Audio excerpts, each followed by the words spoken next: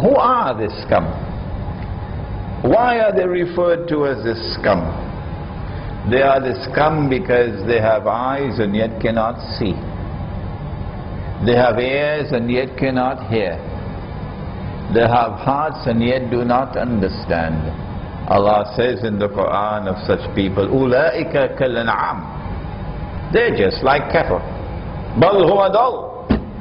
Rather, they're worse than cattle. They're more misguided than cattle. And these are the people who now rule. These are the people who are now leaders. And these are the people who are therefore misguided and misguiding others. And so the destruction is now certain. What is it that caused them to be a people with eyes and yet cannot see? They don't have nur. Where does the nur come from? Not in the stock market. No. يَهْدِ اللَّهُ لِنُورِهِ مَنْ يَشَاءُ. Allah knows in whose hearts there is sincerity. There is that fellow who says, "Oh Allah, everything I give for you, but not my green card. That I can't sacrifice. Not my US passport, because that's my passport to Jannah.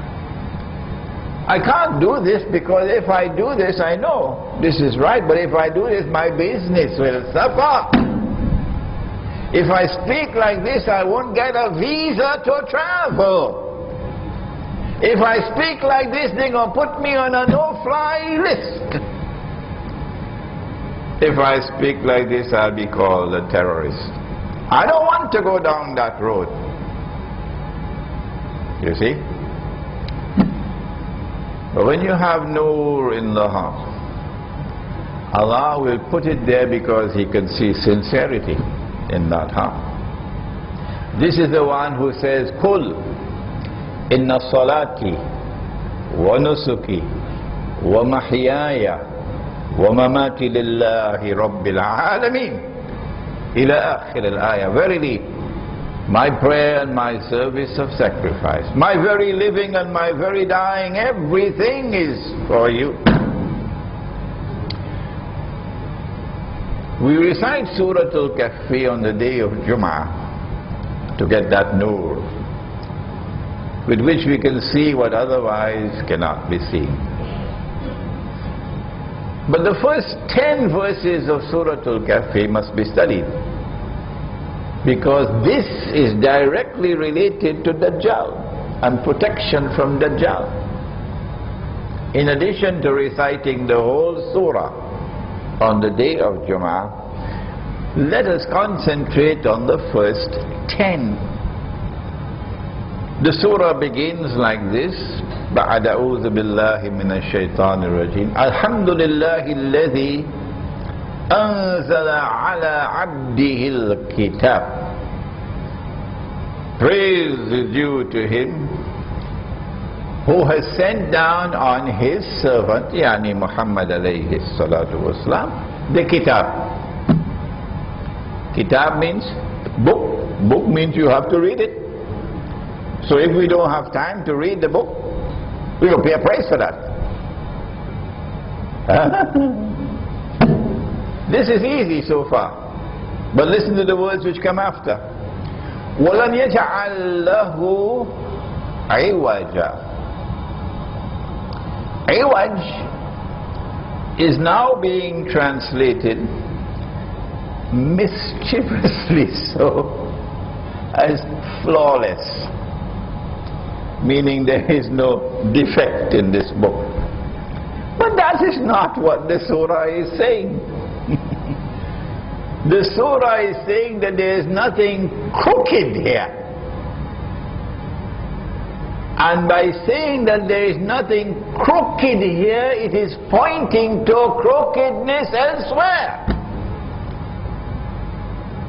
We have sent down this book. Inna nahnu nazzalna dhikr wa inna lahu lahafidhun. And we are protecting this book, so you cannot change it and make it crooked as you have done with the previous books. And so here is a clue. as big as a billboard to the airport. And you know the billboards to the airport are very big.